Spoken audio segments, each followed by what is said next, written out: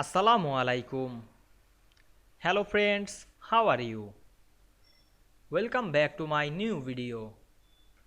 In this video, I am going to show you how to select an entire document in Microsoft Publisher. Let's get started. Firstly, we have to open a Publisher document. And now we can see here are some pages. Now we want to select an entire page to this document.